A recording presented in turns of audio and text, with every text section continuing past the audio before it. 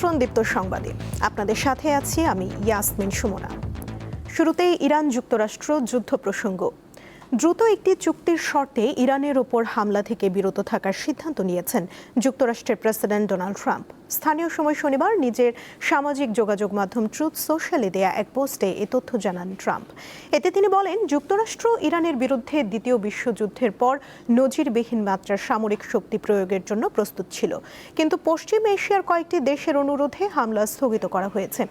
Iran অবশ্য হুঁশিয়ারি দিয়ে বলেছে, হামলা হলে শুধু এর জবাবই দেয়া হবে না, পুরো অঞ্চলকে প্রস্তর যুগে ফিরিয়ে নেওয়া হবে। ইরানের বিরুদ্ধে হামলায় পশ্চিম এশিয়ার কোনো দেশ অংশ নিলে তাদেরও লক্ষ্যবস্তু করা হবে বলে সতর্কবার্তা দিয়েছে তেহরান।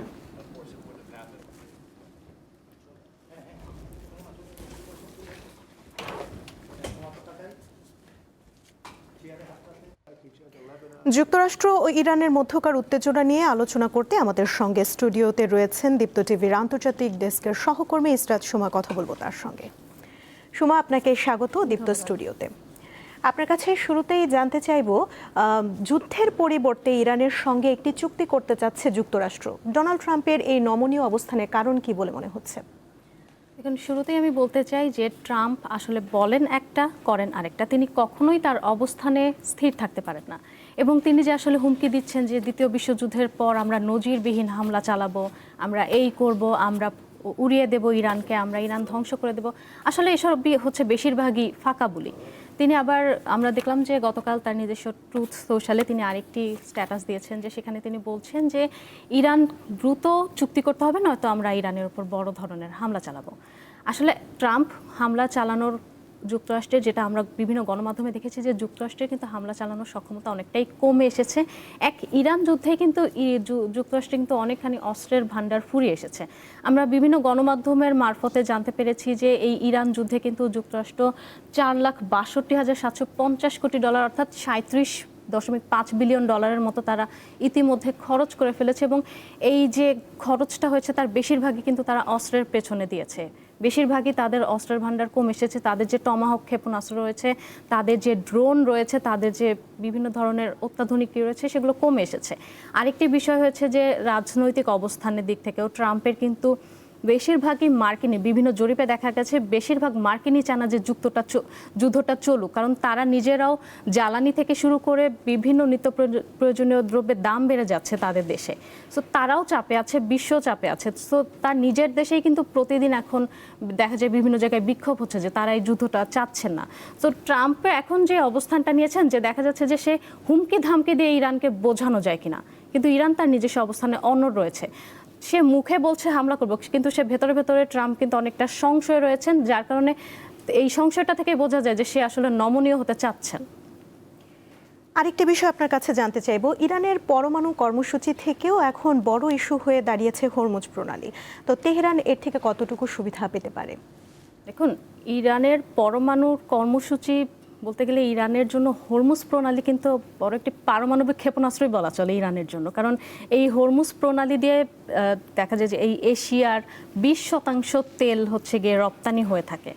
তো ইরান সুবিধা পাবে আসলে হরমুজ প্রণালী ইরানের নিয়ন্ত্রণেই। যুক্তরাষ্ট্র চাচ্ছে যে সে নিজের নিয়ন্ত্রণে নিয়ে যাক, ইরানকে কন্ট্রোল করতে চাক বা ইরানকে নিয়ন্ত্রণ করতে চায় হরমুজ প্রণালী এসে, কিন্তু এই হরমুজ প্রণালীর এখানে এসেই কিন্তু যুক্তরাষ্ট্র আটকে গেছে, কারণ হরমুজ প্রণালী সম্পূর্ণ ইরানের উপকূলে, ইরানের নিয়ন্ত্রণে। এবং ওমানও এখন দেখা যাচ্ছে যে ওমানও সম্প্রতি ইরানকে একটি প্রস্তাব পাঠিয়েছে যে আমরা এইভাবে তোমাদের সাথে হাত মিলে আমরা হরমুজ প্রণালী পরিচালনা করতে চাই, আমরা ফি নিতে চাই। সুতরাং এবং আরব দেশগুলোও কিন্তু যুক্তরাষ্ট্রকে দেখা যায় কয়েকদিন ধরে যে অনুরোধ করছে যে হরমুজ প্রণালীর বিষয়টা নিয়ে একটু চিন্তা করে দেখতে। যুক্তরাষ্ট্র বলছে যে আমরা হরমুজ প্রণালীর নিয়ন্ত্রণ নিয়েছি, কিন্তু আদতে বিভিন্ন যে বৈশ্বিক সংস্থাগুলো রয়েছে বা জাহাজ চলাচলগুলোর সংস্থা রয়েছে, তাদের পর্যবেক্ষণ বা তাদের তথ্য মতে দেখা যায় যে হরমুজ প্রণালী কিন্তু ইরানের নিয়ন্ত্রণে রয়েছে, এবং ইরানের কথা ছাড়া বা ইরানের নির্দেশনা ছাড়া যদি কোনো একটা জাহাজ যায়, ইরান কিন্তু সেখানে হামলা করে বসে, যার কারণে জাহাজ চলাচল অনেকটা স্থবির হয়ে রয়েছে।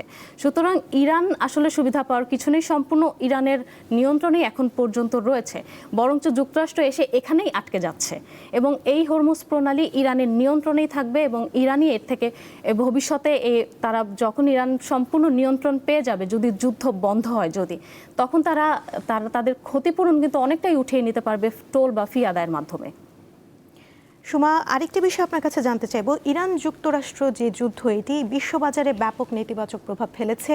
এই যুদ্ধ স্থায়ীভাবে বন্ধের কোনো সম্ভাবনা রয়েছে কিনা? এটা সম্পূর্ণভাবে অনিশ্চিত একটি বিষয়, কারণ ট্রাম্প এখন চাইছেন যুদ্ধ বন্ধ করি, ইরান তার অনড় অবস্থান, কারণ ইরান এখন অনেকটা সুবিধাজনক অবস্থানে রয়েছে, যে ইরান অনেক অনড় অবস্থান রয়েছে। এখানে একটাই হচ্ছে গিয়ে মাথা ব্যথার কারণ ইসরায়েল, যে ইরান যে শর্তগুলো দিয়েছে যুক্তরাষ্ট্র মেনে নিলেও ইসরায়েল কিন্তু মেনে নিচ্ছে না, যার কারণে দেখা যাচ্ছে যে এই যুদ্ধ আসলে কতটুকু বন্ধ হবে। চুক্তি কিন্তু একটা হয়ে গিয়েছিল যুক্তরাষ্ট্রের সাথে, বাট দেখা গেছে যে ইসরায়েল লেবাননে হামলা চালাচ্ছে, বা হচ্ছে গিয়ে হরমুজ প্রণালীতে যুক্তরাষ্ট্রের সাথে একটা হরমুজ প্রণালীতে ট্যাঙ্কারে হামলা হচ্ছে, যদিও ইরান মাঝে মধ্যে বলছে আমরা হামলা করছি না। এখন তাহলে আসলে প্রশ্ন রয়ে যায় কে হামলা করছে। সো নানান রকম বিষয় রয়েছে, যার কারণে এই যুদ্ধ আদতে বন্ধ হবে কিনা। ট্রাম্প কিছু জিনিস ছাড় দিতে রাজি নয়, ইরান কিছু জায়গায় অনড় অবস্থানে রয়েছে, এবং ইসরায়েল তো রয়েছেই, যে তারা গাজা এবং লেবাননে তাদের দখলদারিত্ব বাড়ায় চলবে, হামলা করে চলবে। সো এই বিষয়গুলো নিয়ে না একটা অনিশ্চিত পর্যায়ে রয়ে গেছে, যে তারা তাদের অবস্থানে অনড় থাকলে এই যুদ্ধ কখনোই বন্ধ হবে না।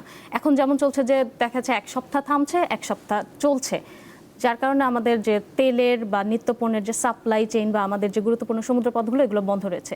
সো এই বিষয়টা আসলে আরব দেশ সহ বিভিন্ন দেশ আলোচনা করছে, তারা থামানোর চেষ্টা করছে। এখন ভবিষ্যতে আসলে বলে দিবে যে এই যুদ্ধটা আসলে কত দূর এগোবে। সুমা, আপনাকে অসংখ্য ধন্যবাদ আমাদের সাথে যুক্ত হবার জন্য। আপনাকে আমরা আবারও মূল সংবাদে যেতে চাই। জুলাই আন্দোলনের সময় হবিগঞ্জের বানিয়াচঙ্গে পেশাগত দায়িত্ব পালন করতে গিয়ে নিহত হন স্থানীয় সাংবাদিক সোহেল আখুনজি। একমাত্র উপার্জনক্ষম ব্যক্তিকে হারিয়ে চরম আর্থিক সংকটে পড়েছে তার পরিবার। 5 আগস্ট 2024 বিকেল 3টা সাবেক প্রধানমন্ত্রী শেখ হাসিনা দেশ ত্যাগের পর হবিগঞ্জের বানিয়াচঙ্গে আনন্দ মিছিল বের করে ছাত্র জনতা।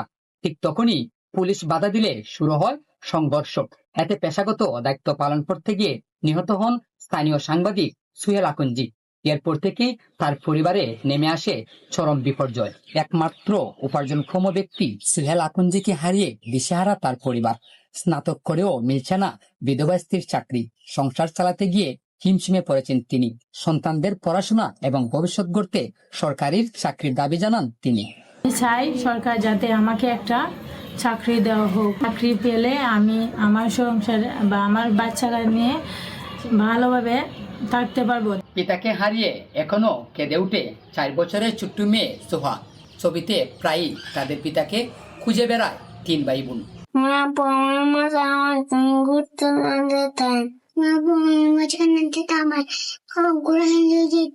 সাংবাদিক কল্যাণ ট্রাস্টের মাধ্যমে আর্থিক সহযোগিতার পাশাপাশি পরিবারটির পাশে রয়েছে বলে জানিয়েছে প্রশাসন। ওনাদেরকে জানিয়ে রেখেছি, ওনাদের যেই কোনো সমস্যা, যেই কোনো প্রয়োজন যেন আমাদের সাথে তৎক্ষণাৎ যোগাযোগ করে, এবং আমরা সেই বিষয়ে ওনাকে সহযোগিতার বিষয়ে বদ্ধপরিকর। সঠিক তদন্তের মাধ্যমে সাংবাদিক সোহেল হত্যার বিচারের দাবি জানিয়েছেন স্থানীয়রা। আখলাস আহমেদ প্রিয়, দীপ্ত সংবাদ, হবিগঞ্জ। বর্ষায় নদীমাতৃক বাংলাদেশের বিভিন্ন অঞ্চলে প্রাণ ফিরে পায় নৌকার হাট, তেমনই একটি শরীয়তপুরের বুড়ির হাট। প্রতি মঙ্গলবার যেখানে নৌকা কেনাবেচা করতে ভিড় করেন আশপাশের এলাকার মানুষ। নৌকা কারো শখের বাহন, কারো জীবিকার অবলম্বন। বর্ষা এলেই প্রাণ ফিরে পায় শরীয়তপুরের বুড়িরহাটের ঐতিহ্যবাহী শতবর্ষের পুরাতন নৌকার হাট। স্থানীয়ভাবে এটি 20 শতকের শুরুর দিকে নিত্যপণ্য প্রয়োজনীয় কেনাবেচার হাট হিসেবেই পরিচিত ছিল। পরে স্থানীয় কাঠমিস্ত্রিরা 2-1 নৌকা তৈরি করে বিক্রি করতেন হাটে। এরপর থেকেই এটি নৌকা তৈরি কেনাবেচার হাট হিসেবে পরিচিত পায়। প্রত্যেক মঙ্গলবারে এখানে 50 থেকে 60টি নৌকা বিক্রি হয়, যা ক্রয় এবং বিক্রয় করতে এখানে ভিড় করেন স্থানীয় এবং দূর দূরান্ত থেকে আসা ক্রেতা বিক্রেতারা। নৌকা তৈরির জন্য প্রয়োজনীয় কাঁচামালের সংকট এবং অন্যান্য আসবাবপত্রের দাম বৃদ্ধির ফলে এই পেশা কিন্তু ছেড়ে যাচ্ছেন অনেক নৌকা তৈরির কারিগররা। বিভিন্ন ধরনের সমস্যার কারণে আমাদের হাটটা এখন দিন দিন মাইল খিতেছে। আর যে আমাদের নৌকা কোঠা পেশা কিনে, এই পেশা কিনে একটু তেমনটা হইতেছে না। কারণ রোড গার্ড হয়ে গেছে, পানি কাজি কম হয়, এলাকার সবার নৌকা কষার দরকার পড়ে না। এলিগা চাহিদাটা কম। কোষা মনে করেন আগের মতো আগে যে চাহিদাগুলো ছিল বিভিন্ন কারণবশত মিস্ত্রিও বানায় ব্যস্ত করতে পারে না, আর রাস্তাঘাট কিছু অর্থে কোষার তেমন চাহিদা নাই। বর্ষা এলেই প্রাণ ফিরে পায় বুড়িরহাটের এই ঐতিহ্যবাহী নৌকার হাট। কেউ বা আসেন প্রয়োজনের তাগিদে, কেউ বা বাংলার ঐতিহ্য নৌকাকে দেখতে ভিড় করেন। সালাউদ্দিন রূপম, দীপ্ত সংবাদ, শরীয়তপুর। চুয়াডাঙ্গার ব্ল্যাক বেঙ্গল ছাগল অত্যন্ত সুস্বাদু ও কম চর্বিযুক্ত মাংস এবং উন্নত মানের চামড়ার কারণে এটি দেশে বিদেশে পরিচিত। ঐতিহ্যবাহী এই ছাগল প্রাণী সম্পদ পণ্য জিআই বা ভৌগোলিক নির্দেশক পণ্যের স্বীকৃতি পেয়েছে। গ্রামীণ অর্থনীতিতে এটি নীরব বিপ্লব ঘটাচ্ছে। চুয়াডাঙ্গার ব্ল্যাক বেঙ্গল গট অর্থাৎ কালো জাতের ছাগল সারা পৃথিবীতেই বিখ্যাত। জাতিসংঘের খাদ্য কৃষি বিষয়ক যে সংস্থা এবং আন্তর্জাতিক আণবিক শক্তি সংস্থার মূল্যায়ন অনুযায়ী ব্ল্যাক বেঙ্গল জাতের যে ছাগল, সেই ছাগলকে আসলে সব থেকে বিখ্যাত এবং সেরা জাতের ছাগল হিসাবে আসলে মূল্যায়ন করা হয়। চুয়াডাঙ্গাতে বলতে গেলে প্রায় 70% মানুষই এই ব্ল্যাক বেঙ্গল গট অর্থাৎ কালো জাতের ছাগল পালন করে থাকে। এর পালন প্রক্রিয়া খুব সহজ হওয়াতেই মূলত আসলে এই প্রতিটি ঘরে ঘরেই এই ছাগল পালন হয়ে থাকে। ওদের জন্য যে বরাদ্দকৃত দানাদার খাবার সেটা কিন্তু আমরা দিনে 3 বেলা ভাগ করে ভিন্ন ভিন্ন সময়ে এদেরকে সরবরাহ করছি। ঘাসের একটা অংশ কিন্তু আমরা কেটে এনে তাদের খাবারের পাত্র দিয়ে খাওয়াচ্ছি, আর একটা অংশ আমরা কিন্তু তাদেরকে চারণভূমিতে দিচ্ছি। চারণভূমিতে দেওয়ার ফলে এদের যে শরীরের যে গঠন, তাদের স্বাস্থ্য ব্যবস্থাপনাটা ভালো থাকতে, প্লাস হচ্ছে তাদের যে প্রজনন স্বাস্থ্য, সেই প্রজনন স্বাস্থ্যটাও কিন্তু এই চারণভূমিতে দেওয়ার ফলে ইমপ্রুভ করে। 2017 সালে চুয়াডাঙ্গা জেলার ব্র্যান্ডিং হিসাবে এই ব্ল্যাক বেঙ্গলকেই আসলে করা হয়। ব্ল্যাক বেঙ্গল গট তার নিজস্ব বৈশিষ্ট্যের কারণেই মূলত সারা পৃথিবীতেই বিখ্যাত। এটা সাদা, খয়েরি বা ধূসর বিভিন্ন রঙেরই হতে পারে। আমাদের এই চুয়াডাঙ্গা জেলাতে প্রায় 7,000-এর মতো ছাগল পপুলেশন আছে। সেখান থেকে আমাদের ভালো একটা অর্থনৈতিক সাপোর্ট আমাদের গ্রামীণ অর্থনীতিতে আসে। বর্তমান বৈশ্বিক যুগে বিভিন্ন কারণে ব্ল্যাক বেঙ্গল ছাগলের সংখ্যা কিছুটা কমে যাচ্ছে। আমরা চেষ্টা চালাচ্ছি যে এই ব্ল্যাক বেঙ্গল ছাগলে আরো মানুষের কাছে জনপ্রিয় করে তোলা। কুষ্টিয়া গ্রেড হিসাবে পরিচিত হলেও এই ব্ল্যাক বেঙ্গল গট মূলত চুয়াডাঙ্গা সহ এই অঞ্চলেই বেশি পালন হয়ে থাকে এবং প্রতি বছরই আসলে চামড়া এবং মাংস থেকে 2,000 কোটি টাকা আয় করে থাকে এই জেলার মানুষ। হুসাইন মালিক, দীপ্ত সংবাদ, চুয়াডাঙ্গা। মধুমতি ব্যাংক পিএলসির 13শ বার্ষিক সাধারণ সভা 30 জুলাই রাজধানীর একটি হোটেলে অনুষ্ঠিত হয়েছে।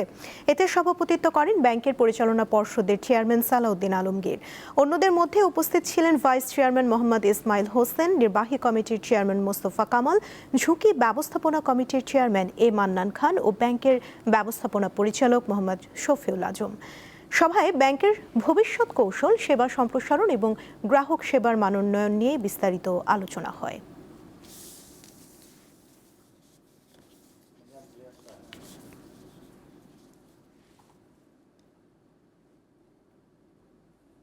এবারে খেলার খবর। নবম জাতীয় খো খো চ্যাম্পিয়নশিপের পুরুষ ও নারী 2 বিভাগেই চ্যাম্পিয়ন হয়েছে বাংলাদেশ আনসার দল। শনিবার পল্টন ময়দানে অনুষ্ঠিত পুরুষ বিভাগের ফাইনালে আনসার 27-18 পয়েন্টে পুলিশকে হারিয়ে শিরোপা জিতে নেয়। অন্যদিকে নারী বিভাগের ফাইনালে বাংলাদেশ আনসার দল 6-5 পয়েন্টে নীলফামারীকে হারিয়ে চ্যাম্পিয়ন হয়। খেলা শেষে খো খো ফেডারেশনের সভাপতি AHM জিয়াউল হকের উপস্থিতিতে বিজয়ীদের হাতে ট্রফি ও প্রাইজ মানি তুলে দেওয়া হয়। এবারের জাতীয় চ্যাম্পিয়নশিপে দেশের 34টি জেলা ও 2টি বাহিনীর দল অংশ নেয়।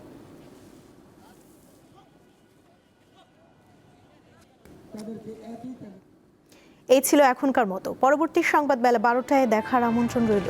এছাড়া আরও তথ্য পেতে যুক্ত থাকুন দীপ্ত ডিজিটাল প্ল্যাটফর্মের সাথে। ধন্যবাদ সবাইকে।